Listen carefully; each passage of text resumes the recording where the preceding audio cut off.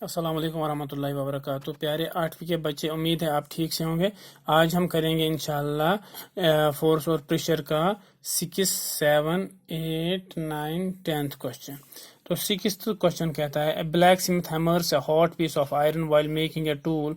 एक लोहार जो है वो हैमर करता है, हथौड़ा मारता है किसको? हॉट पीस ऑफ आयरन को, गर्म लोहे के टुकड़े को, वाइल मेकिंग ए टूल जब वो कोई औजार बनाता है। How does the force due to hammering affect the piece of iron.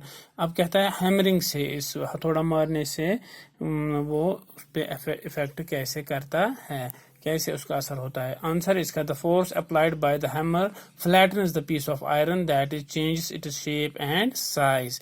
यानी कि जो फोर्स उस पर अप्लाई किया जाता है बाय द हैमर, हथौड़े से, वो क्या करता है? फ्लैटन्स द पीस ऑफ आयरन, वो उस लोहे के टुकड़े को फ्लैट करता है, पूरा स्ट्रेट करता है। That is change it shape and size, ताकि इसकी जो शेप और साइज है वो चेंज हो जाए।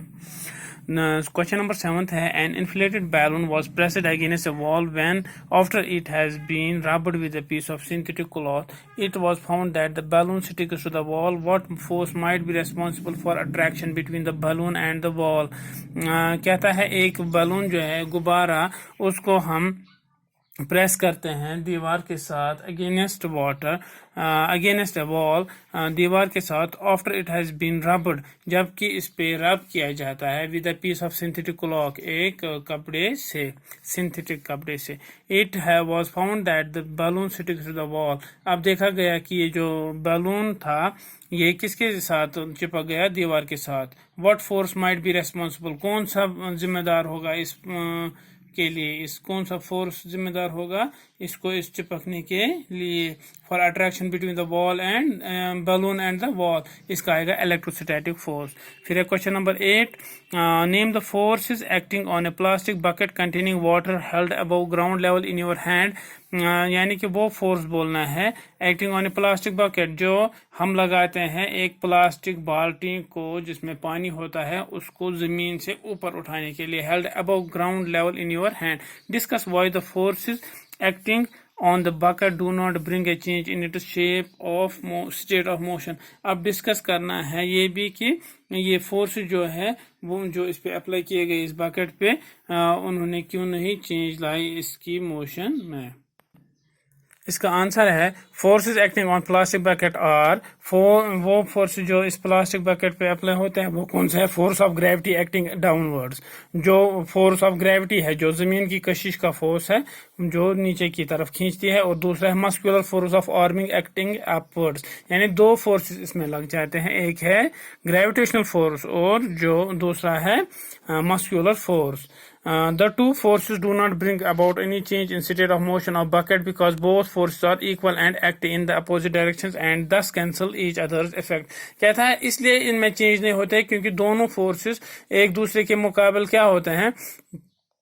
बराबर। And act in the opposite direction, और वो एक्ट करते हैं अपोजिट डायरेक्शन में। यानी कि मस्कुलर फोर्स से हम ऊपर खींचते हैं, लेकिन ग्रेविटेशनल फोर्स से ये नीचे चला जाता है, तो इसका मतलब है इफेक्ट जीरो हो जाता है और इसमें कोई चेंज नहीं आती है। फिर है question number 9, a rocket has been fired upward to launch a satellite in its orbit. एक रॉकेट फायर किया जाता है अपवर्ड, ऊपर की ओर, टू लॉन्च ए सैटेलाइट, ताकि सैटेलाइट लॉन्च हो सके इन इट्स ऑर्बिट, अपने ऑर्बिट में। Name the two forces acting on the orbit immediately after leaving the launching pad. कहता है दो फोर्सेस का नाम बोलना है जो बिल्कुल जल्दी होता है जो ही ये रॉकेट निकलता है लॉन्चिंग पैड से।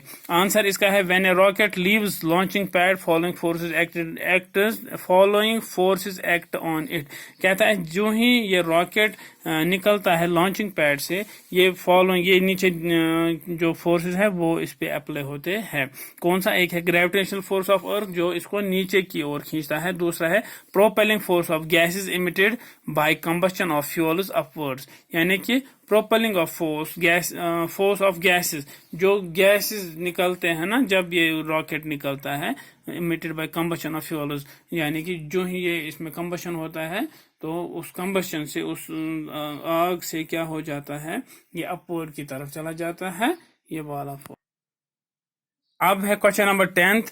When we press the bulb of a dropper with its nozzle kept in water, air in the dropper is seen to escape in the form of bubbles. Once we release the pressure on the bulb, water gets filled in the dropper. The rise of water in the dropper is due to pressure of water, gravity of the earth, shape of rubber bulb, atmospheric pressure.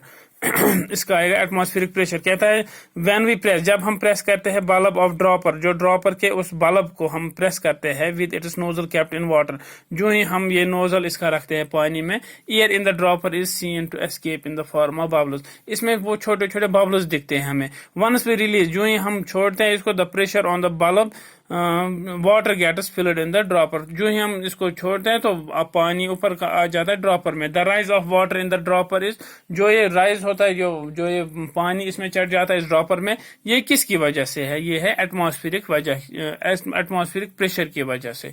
बाकी pressure of water भी नहीं है, gravity of the earth भी नहीं है, shape of the rubber bulb भी नहीं है, बल्कि एटमॉस्फेरिक प्रेशर से ही ये होता है. इसी के साथ हमारा आज ये फोर्स एंड प्रेशर कंप्लीट हो गया. अस्सलामु अलैकुम वरहमतुल्लाहि वबरकातुहू.